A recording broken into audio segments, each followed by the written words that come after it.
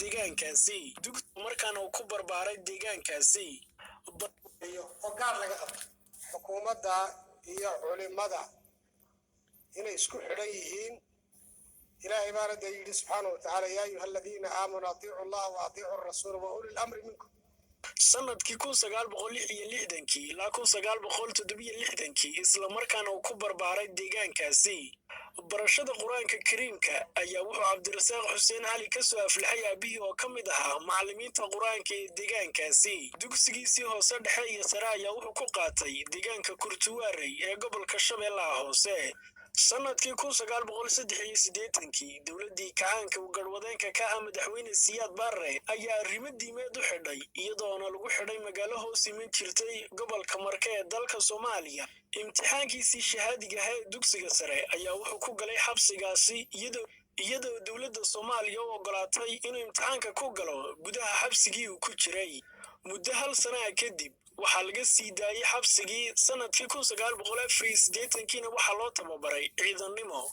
cabdirasaaq xuseen cali ayaa wuxuuna muddo kadib ka baxsaday howlihii ciidannimo ee loo tababaray isagoona hayaankiisii waxbarasho ka bilaabay jaamacadda siimed ee magaalada muqdisho isla markaana uu ka bartay cilmiga maamulka iyo maaraynta. dhanka kalena wuxuu barbar waday aqoon kororsiga iyo barashada cilmiga diinta islaamka. sanadkii 1989 dagaaladii ka dhacay magaalada muqdisho iyo dalka Soomaaliya ayaana sababay inuu ka yimaado isla markaana uu dib ugu soo noqdo deegaanada Somaliland iyo magaalada Hargeysa.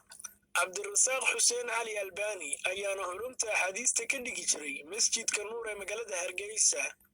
dhinaca kalena isaga laftigiisa ayaa waday aqoon kororsi uu ka baranayo culimada waaweyn cilmiga barashada diinta islaamka.